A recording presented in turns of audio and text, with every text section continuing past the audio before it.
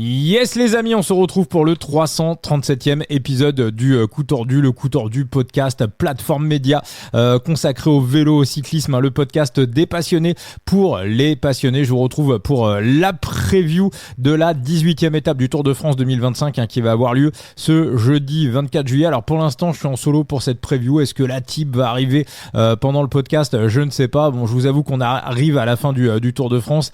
Thibaut a repris le taf, il a les previews de vélo futé, il se lève très très tôt le matin. Moi aussi je me lève très tôt le matin en ce moment, donc il y a les yeux qui commencent un petit peu à piquer, mais c'est du bon, voilà, que du plaisir de vous retrouver pour cet épisode du Coup Tordu. Donc on va faire la preview de la 18e étape du Tour de France. Je vais vous donner également mon pronostic, mais juste avant, pour attaquer ce podcast, je voulais juste revenir sur les propos que j'ai tenus hier dans le podcast. D'ailleurs c'est en train d'exploser, c'est plusieurs dizaines de milliers d'écoutes sur les réseaux sociaux, donc ça fait réagir, où je m'étonnais très très fortement de l'accréditation et de la présence de Johan Brunel sur le Tour de France, sur l'étape du Mont Ventoux. Alors visiblement ASO évoque une maladresse, voilà, une maladresse. Alors pour moi, au niveau des explications, ça ne suffit pas. Voilà, ASO, faut dire le pourquoi du comment, et puis à minima, je sais pas, peut-être présenter des excuses aux fans, parce que je suis pas le seul que ça a un peu choqué. Puis voilà, dites juste on est désolé, voilà, il y a une couille dans le potage, c'est une maladresse, voilà, juste voilà un petit mot d'excuse et puis c'est terminé. De toute façon, il n'y a pas eu de mort, il n'y a pas eu de blessé, c'est pas non plus le truc méga grave de l'année. Bref, pour les différentes réactions qu'il y a eu sur les réseaux sociaux, alors je vais simplement me contenter de reprendre un petit peu les phrases du célèbre Omar Sy. Ce que j'ai dit, je l'ai dit, voilà, je l'assume, je retire pas un mot de ce que j'ai dit. Et s'il y en a qui ne comprennent pas le français, faut juste retourner à l'école en fait. Donc première chose, alors à chaque fois c'est marrant, parce que quand on met le nez dans quelque chose, on dit tout le temps « Ah, et un tel, et un tel, et un tel ». Mais non, mais le sujet, c'était Johan Brunel dans le Mont Ventoux. Le sujet, c'était pas Jalabert qui commande, c'était pas Richard Virenque, c'était Johan Brunel. Maintenant, est-ce que Richard Virenque est suspendu à vie? Non. Est-ce que Laurent Jalabert est suspendu à vie? Non. Est-ce que Johan Brunel est suspendu à vie de toute activité en rapport avec le cyclisme? La réponse est oui. Ensuite, j'arrête pas de le rappeler dans le podcast, mais quasiment depuis le podcast que le podcast existe, et je vais le re-rappeler une 8 milliards de 8e fois pour ceux qui ont un petit peu de mal à comprendre, mais je vais le réexpliquer. Le problème, c'est pas les mecs qui ont pris des substances interdites il y a plusieurs années. Le souci n'est pas là. Le problème, c'est le climat de mafia et le climat. Alors si, il y avait un problème évidemment de se doper, évidemment c'est pas bien, mais après encore une fois, je vous invite à réécouter les épisodes 222 et 223 du podcast Le Coup Tordu avec Eric Boyer. Un palmarès, ça rend pas heureux, et c'est chaque coureur en phase avec sa santé. Il y en a beaucoup qui se sont intoxiqués la gueule dans les années 90. Et aujourd'hui, ils le regrettent amèrement. Voilà, comme nous disait Eric Boyer, un palmarès, ça rend pas heureux. Le problème, c'est pas ça. Le problème, c'est le climat de terreur et de mafia qui a fait régner l'US Postal, voilà, on va être précis quand même, l'US Postal sur le Tour de France dans ces années-là. Et reportez-vous à ce qu'avait expliqué il y a quelques temps Jérôme Pinault sur RMC, et voilà, et moi c'est ma position, c'est que après l'affaire Festina, déjà il y en a beaucoup qui commentent sur les réseaux sociaux qui n'étaient pas là en 98, qui n'étaient pas là dans les années 90, et ce que disait Jérôme Pinault. Donc voilà, faut tu vois, remettre les choses dans leur contexte.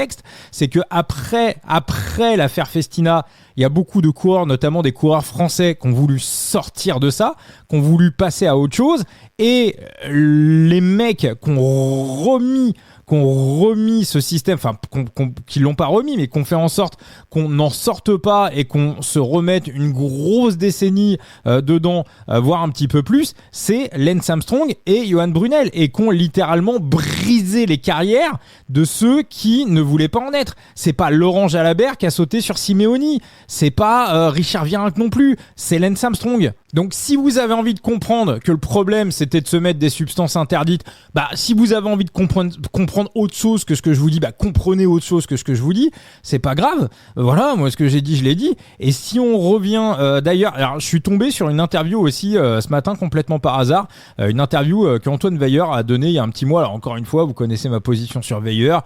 il y a à boire, il y a à manger. Je trouve que parfois dans sa communication, il a été très très très catastrophique et ça dessert ce qu'il dit. Mais il disait aussi un truc qui était de temps en temps, il dit un truc intéressant et il disait un truc qui était assez intéressant et une immense connerie qui est racontée depuis très très longtemps, qui dit que de toute façon, comme tout le monde se dopait et tout le monde se chargeait la gueule, bah finalement tout le monde était à égalité et finalement on devrait réattribuer les palmarès parce que tout le monde était à égalité. Et Antoine Weyer, donc voilà, qui dit pas que des conneries, il expliquait que bah non, parce que face au dopage, tout le monde ne réagit pas de la même manière. Tout le monde n'a pas le même protocole. Voilà, peut-être que vous faites 45 minutes sur 10 km, vous allez vous charger la gueule, vous allez passer à 41 minutes, et peut-être que votre copain qui fait 42 minutes, il va se charger la gueule avec le même protocole, son corps va réagir différemment, et il va faire 43 minutes 30. Rappelez-vous la série Icar sur Netflix, ce documentaire de ce type qui pendant des mois et des mois, coureur amateur, décide de se doper pour voir jusqu'où il va aller et pour savoir s'il va se faire prendre. Bon bah globalement, si on arrive à la fin de la série, le mec est nul en fait. Il s'est chargé la gueule, mais il a régressé. Donc il s'agit pas de se doper, et ça aussi Eric Boyer nous en parlait, hein. Faut aussi, je le redis, hein, Eric Boyer qui a toujours rejeté le dopage, faut aussi avoir le bon protocole et l'entraînement qui va avec. Donc on se retrouve dans complètement autre chose. Mais très clairement, début des années 2000, si vraiment on était sorti de ça à ce moment-là, s'il n'y avait pas eu Brunel et Armstrong, je pense que des mecs par exemple comme David Moncoutier ou comme Sandy Cazard, ils auraient eu une autre carrière. Et bon, après, moi je pense que Moncout, c'est un mec qui est très heureux dans sa vie, qui est très bien dans ses pompes. Je crois 7 maillots du meilleur grimpeur sur la Vuelta. Il a un palmarès de dingue et à l'eau plate. Et je peux vous dire qu'à l'eau plate, à l'époque, c'était encore beaucoup plus compliqué que maintenant. C'est-à-dire que maintenant, on peut estimer qu'à l'eau plate, bon bah voilà, regardez quelqu'un sur qui il n'y a pas de sujet, un mec comme Jordan Jegat, il est aux portes du top 10 sur le Tour de France. Bon bah ça, à l'eau plate, il y a 20 ans, au mieux vous étiez top 30. Donc voilà, donc encore une fois, et quand on me dit Gianetti, machin, ceci, cela, alors encore une fois, je vous invite à réécouter les épisodes 222 et 223 du podcast où Eric Boyer nous parlait du Gianetti coureur, parce que pour comprendre le problème aujourd'hui, il faut remonter aux anciennes histoires, et on est encore une fois sur complètement autre chose. Gianetti, premièrement, il n'est pas interdit, maintenant c'est pas pour ça que ça pose des questions, j'arrête pas de vous parler des zones grises avant même que le podcast existe, hein. Je vous en avais parlé dans le bouquin et je vous en parle régulièrement sur les réseaux sociaux. Donc je pense que Gianetti, il a eu son histoire donc à la Française des Jeux quand il était coureur qui a failli lui coûter la vie. Ensuite, la Saunier Duval, ça a été une véritable boucherie. Et je pense que là, bah, il est revenu. Il s'est dit, on va être un peu plus malin. Voilà, on va plutôt que d'aller dans les zones rouges, on va aller dans les zones grises. Et c'est vrai aussi que le fait que le UAE, enfin l'État en lui-même rachète énormément d'épreuves sportives, met beaucoup de pognon dans le cyclisme. C'est vrai que ça peut laisser poser des questions. Voilà, c'est pas pour ça qu'on se pose pas des questions. C'est pas parce que je dis que c'est un scandale que Johan Brunel était sur une étape du Tour de France et était accrédité par ASO que sur le reste on n'a pas le droit de se poser des questions. Mais ce que je veux dire, c'est que chaque histoire est différente et chaque sujet est différent. Et moi je pense qu'un mec comme Richard Virenque, je pense qu'il aurait, à mon avis, adoré courir à une autre époque. Il y a des types qui se sont retrouvés pris au piège, j'ai envie de dire, dans les années 90, à savoir que c'est soit tu trempais dedans, soit tu faisais pas de carrière. Tout simplement. Donc y en a qui n'ont pas trompé dedans et qui n'ont pas fait carrière ou qui ont peu fait carrière, ou des gars comme Gilles Delion qui se sont barrés du cyclisme assez jeunes parce qu'ils voulaient pas en être. Bravo, moi j'adore, je suis fan, force de caractère, mais je ne juge pas ceux qui ont pris le chemin inverse. Et moi je vais vous dire, je pense que je vais lancer une invite à Richard Virenque pour le podcast cet hiver. Je pense, parce qu'il y a, voilà, mais c'est pas un mec qui a semé un climat de terreur. Je pense qu'encore une fois, je peux pas m'exprimer en son nom, mais je pense qu'il aurait aimé courir à une autre époque, je pense, et que les coureurs qui se sont retrouvés dans cette époque-là se sont retrouvés à faire un choix de merde, soit on trempe, soit on renonce à notre passion, ce qui nous anime et ce qui nous fait vivre. Donc c'est compliqué de juger ça. Par contre, moi, ceux que je juge et qui ont été jugés et qui sont interdits à vie, c'est ceux qui ont mis ce système en place et qui ont fait en sorte qu'il perdure et qui ont cassé les pattes et brisé les carrières de ceux qui voulaient dénoncer et de ceux qui ne voulaient pas en être. Allez, l'étape du col de la Lose, hein, la fameuse étape reine de ce Tour de France 2018. Bon bah voilà, Arnaud Delis, qui c'était sur l'étape d'hier, on vous avait donné le prono d'Arnaud Delis en victoire et en top 3. Bon, je vous avoue, quand il est remonté au pédalier de Jonathan Milan, je me sentais plutôt pas trop mal. Et puis bon, malheureusement, voilà, il fait 4e. Ça s'appelle le jeu, ça arrive et ça arrivera encore. Je vous invite à aller sur la preview de Thibaut, sur Vélo Futé pour voir un petit peu le parcours. Donc voilà, étape de haute montagne, 3 cols longs, le Glandon, la Madeleine. C'est du classique sur le Tour de France, des ascensions de plus d'1 heure. On dirait que des ascensions typiques colombiens, typiques sud-américains. Richard Carapaz aurait été là, j'en aurais probablement fait mon favori. Et puis l'arrivée au col de la Lose à un petit peu plus de 2000 mètres d'altitude. Alors pas le versant qu'on prend d'habitude, on bascule par l'autre versant, mais ça reste bien évidemment extrêmement difficile, surtout après quasiment 3 semaines de course. Alors encore une fois, la clé. Alors un mot de la météo, c'est très très important. Les coureurs devraient avoir de la pluie. Ils devraient avoir de la pluie sur la deuxième partie de l'étape, c'est-à-dire qu'à partir de, je crois, du Glandon ou de la Madeleine, un des 2 cols, ça va pas changer grand chose, mais il devrait avoir de la pluie jusqu'au col de la Lose et ça ne devrait pas les lâcher. Donc vraiment, ils vont se faire saucer la tronche. Du côté du scénario, on va revenir au fameux plan de la Visma et on voit un petit peu comment ça se découpe désormais le plan de la Visma. C'est très très beau à voir. C'est vraiment pour moi du papier à musique. C'est extraordinaire. On l'a vu sur la Finestrée sur le Giro avec Wout van Aert qui attendait Simon Yates pour lui faire un bout de relais et l'amener à la victoire du Giro. Le deuxième plan, c'est ce qu'on a vu sur le Ventoux avec tout d'abord Tish Benoot qui était mis au milieu du col pour faire un relais pour Jonas Vingegaard. En plus, l'ascension s'est faite vent de face, donc c'était extrêmement bien joué. Ensuite, Victor Kampenhardt qui récupère Jonas après le chalet Reinhardt pour remettre un autre relais. Donc, on peut estimer que les Visma vont essayer d'en mettre au moins 3 à l'avant. Alors je pense pas que Jonas ait besoin de grand monde dans le Glandon. Descendre du Glandon, on remonte tout de suite sur la Madeleine, il n'y a pas de vallée entre deux. Donc est-ce qu'on a besoin de quelqu'un à cet endroit-là? Je suis pas persuadé. En revanche, si Jonas a décidé d'attaquer dans le col de la Madeleine et de retourner le Tour de France, et il a dit qu'il allait le faire, c'est-à-dire que pour lui faire 2e ou 10e, il en a rien à foutre. Donc je pense qu'il va vraiment porter ses burnes et aller jusqu'au bout. En revanche, en bas du col de la Madeleine, on a une véritable partie de vallée. On a quasiment 15 km en bas du col de la Madeleine jusqu'au pied de l'ascension de Courchevel du col de la Lose, en passant par Moutier. C'est-à-dire que globalement, bas de la Madeleine jusqu'à Brides-les-Bains, c'est une portion plate. Donc on se retrouve avec une quinzaine de kilomètres. Et évidemment, si Jonas réussit à récupérer quelqu'un à cet endroit-là, l'idéal, ça serait Wout van Aert, évidemment. Ça sera compliqué, mais ça serait l'idéal. Ça va forcément lui refaire gagner du temps sur un Tadej qui serait derrière et qui serait isolé. Donc, la Visma devrait laisser partir des coups faut que ces coups prennent au moins une belle avance. Seulement le problème, c'est qu'on n'a pas énormément de plats jusqu'au pied du col du Glandon. Donc du côté des UAE, si on a envie un petit peu entre guillemets de contrer ce scénario, je pense que du côté des deux équipes, on va complètement se désintéresser du scénario de l'étape. Maintenant, si on a envie de mettre un petit peu ce plan à mal du côté des UAE, si on a envie de le contrer, va pas falloir laisser un groupe partir avec 6 ou 7 minutes d'avance. C'est pas possible. Faut tout de suite mettre Nils Politt pour, on va dire, faire le train dans la vallée et dire à Nils Politt les 50-60 premiers kilomètres, peut-être jusqu'au pied du col du Glandon, c'est pour toi. Tu fais en sorte que le groupe à l'avant n'ait pas plus de 3 minutes d'avance. Ensuite, ça va être au tour d'un Pavel Sivakov de faire un train, on va dire, assez correct dans le Glandon pour pas qu'il y ait un écart qui soit abyssal au pied du col de la Madeleine. Et ensuite, si Jonas se met à torpiller dans la Madeleine et à attaquer dans la Madeleine, comme ça peut être probablement un petit peu le plan des Visma, et on peut se retrouver dès le col de la Madeleine avec un mano à mano entre Tadej et Jonas Vingegaard. Alors j'exclus pas le fait que les deux se retrouvent ensemble en haut du col de la Madeleine. Maintenant, s'ils se retrouvent tous les deux en haut du col de la Madeleine, ils font la descente à deux. Qu'est-ce qui se passe? On va se retrouver avec une énorme partie de plat avant de monter en haut du col de la Lose. Alors, je ne sais pas s'ils vont se relayer pour aller se jouer l'étape en mano à mano. Poggi, son jeu, je pense qu'à ce moment-là, ça sera plutôt de jouer défensif. Donc, on peut avoir des retours de l'arrière.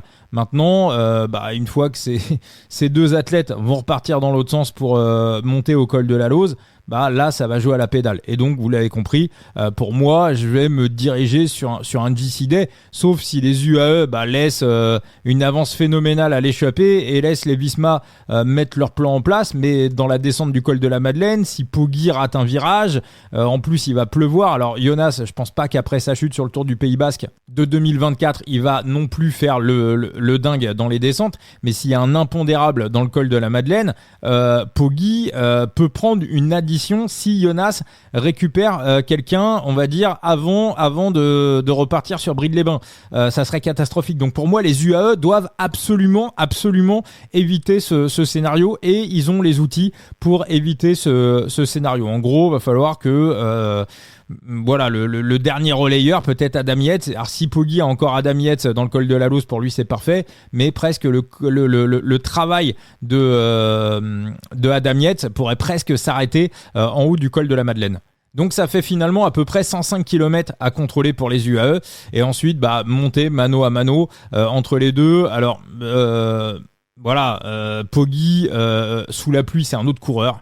Il est encore plus fort. Moi je voyais quand même quelques petits signes de faiblesse. Alors évidemment il est hyper fort, ça y a pas de problème, mais je voyais quand même quelques petits signes de faiblesse, notamment sur le Ventoux, où pour moi Jonas a été meilleur que lui, vu que Jonas a fait plus de parties avec le vent dans la tronche que Poggi. Mais voilà, je pense que sous la pluie, Poggi, dès le début de sa carrière, on l'a vu taper des masterclass sous la flotte, notamment une étape lors de sa première Vuelta quand il avait 19 ans, où il a fait 120 km à l'avant. Ça va été du grand n'importe quoi. Donc victoire de Tadej Pogačar. Alors je vais pas faire le fou au niveau des mises, parce qu'on a déjà pas mal de PLT autour de Tadej. S'il va nous chercher cette étape-là, on rentre le PLT, Tadej remporte 5 étapes. Donc voilà, ça sera un petit peu doublon. Donc il y a une cote à 1,68 qui pour moi me paraît très très bonne à prendre. La victoire de Tadej Pogačar. La BK, ça sera 0,25% de bankroll pour ceux qui sont un petit peu novices. Alors je rappelle que jouer avec excès comporte des risques, que les jeux d'argent sont strictement interdits aux mineurs, et moi le conseil c'est de faire du management de bankroll. Comme ça, voilà, vous jouez des petites portions de votre bankroll, vous diminuez si vous perdez, comme ça vous êtes sûr de ne jamais vous cracher. Donc Poggi 1,68, pour moi c'est plutôt bon à prendre, 0,25% de bankroll. Et il y a un deuxième bet qui m'intéresse, et je vais essayer de passer mon premier match-up depuis le mois de janvier. Je suis sur une série de match-up perdants depuis des mois et des mois. Alors j'ai dit que je ne m'interdisais pas d'y aller. Quand j'avais quelques arguments à faire valoir, j'irais. Alors là, je vais vous sortir un truc. C'est quand je le dis, Thibaut n'est pas d'accord, mais moi, je le sais. Tonton n'aime pas la pluie. Je répète, Tonton n'aime pas la pluie. Voilà, Tonton Roglic, il a souvent pris par conditions pluvieuses et grosses conditions pluvieuses, il a souvent pris des tirs intersidéraux. Lors de sa première Vuelta, il s'était pris un contre à la veille de la première journée de repos. Après, il avait réussi à remonter le classement général. C'était la première Vuelta que Roglic avait gagnée. C'était une étape qui avait été remportée par l'un des frères Izagirre. Roglic sur le Giro qui avait été remporté par Richard Carapaz. Pareil, il s'était pris des 10 masterclass sous la flotte. Donc Tonton, c'est pas, voilà, sous la pluie, c'est pas dingue. Donc il y a un match-up contre Florian Lipovic, et en plus je veux dire, même sans la pluie, voilà, je pense que sur des efforts assez courts, entre guillemets, montée sèche comme sur le Ventoux, il peut faire encore illusion. Par contre, enchaînement de col, je pense que voilà, Tonton, ça va un petit peu plafonner. Alors après, le danger c'est que Lipovic, il vient du biathlon, c'est pas le mec le plus adroit sur un vélo, donc ça peut aller faire gravier dans une descente, ce que je ne souhaite pas évidemment. Tonton Roglic, pareil, c'est pas non plus le mec le plus adroit sur un vélo. Donc des deux côtés, finalement, ils sont assez mauvais descendeurs. Donc ça rajoute un petit peu de variance, si vous voulez, dans l'histoire. Mais je trouve que 1,72, la cote de Lipovic devant Tonton Roglic, pour moi, si c'est à la pédale, ça doit passer 90-95% du temps. Donc 0,25% de bankroll. Pareil pour le match-up de Florian Lipovic devant Primož Tonton Roglic, 1,72 pour la cotation. Je vais pas aller plus loin pour ce podcast. Si, un petit mot quand même. Allez, on va faire un petit tour sur Side Limit. Au niveau des classements, il y a la Ligue 1 toujours qui se joue avec $110 pour le vainqueur. Alors moi, je suis complètement à la rue sur Side Limit sur ce Tour de France. Autant j'ai fait un Giro qui était à peu près correct, autant mes 2 derniers Tours de France sur Side Limit étaient bons. Un jeu de fantasy pour ceux qui connaissent pas. On joue avec ses propres NFT. Autant je suis totalement dégueulasse. En gros, en Ligue 1, on était à peu près 6 dans le jeu, avec quand même $100 à la gagne pour le vainqueur. Donc on était 6 à pouvoir aligner des cartes, une équipe complète. Bon bah je suis 6e. Hein. Voilà, là il y a au moins il y a pas de problème avec ça. Les places payées c'est les 3 premiers. Donc LV Cycling, hein, je vais sur le score virtuel. LV Cycling qui a creusé un énorme trou. Il est à 284 points. Donc si ça se termine là, il remporterait les $100 et une belle carte 4 étoiles qui lui permettra au moins de doubler la somme. On a Petit Juju à la deuxième place avec 252 points, donc $35 et une rose 3 étoiles pour Petit Juju et Benoît alias BZH Forever qui est 3e et la 3e place c'est $20.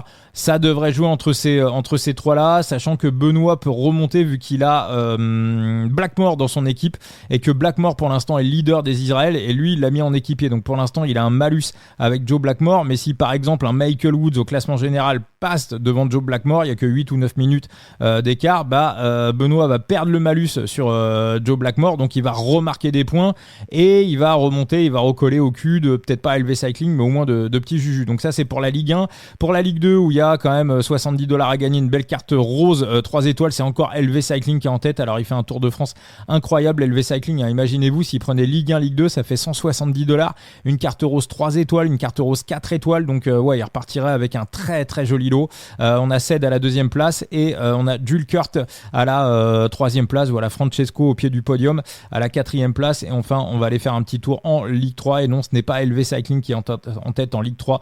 En Ligue 3 c'est l'Ardenner pour l'instant qui tient la corde avec 259 points, il y a $35 pour le vainqueur et une carte bleue 4 étoiles, JTR 98 à la deuxième place et Petit Juju, notre Petit Juju à la troisième place et voilà les places payées c'est jusqu'à la 12e place sur cette Ligue 3 de ça limite. Je vous redonne notre code de parrainage si vous avez envie d'intégrer l'aventure, il y a la Vuelta qui va arriver d'ici un mois, donc voilà vous entraînez un petit peu sur la Ligue 4 qui est intégralement gratuite. Notre code de parrainage coût tordu 0 avec le chiffre 0 et d'ici à la fin du tour on refera un tirage au sort pour vous offrir une reward et je rappelle que ça limite n'est pas sponsor de ce podcast, c'est un jeu qu'on aime bien, on a lancé aussi le podcast pour parler de tout ça. Je vous remercie pour cet épisode, allez vous abonner au compte X, au compte Twitter de Thibaut Chambre, analyste Phoenix alias Enzo et ses previews sur son site The Big Gear et les réseaux sociaux du coup tordu, le TikTok qui est en pleine explosion, Facebook, Instagram, Twitter et